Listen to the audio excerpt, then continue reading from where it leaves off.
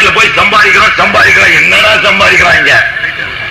69% முஸ்லீம் அல்லாதவர்கள் தான் இன்று வெளிநாட்டில் போய் சம்பாதிக்கிறார்கள் என்பதை புள்ளிவிவர கணக்கு எக்ஸ்டர்னல் அஃபேர்ஸ்ல சமீபத்தில் வெளியிட்டார்கள்.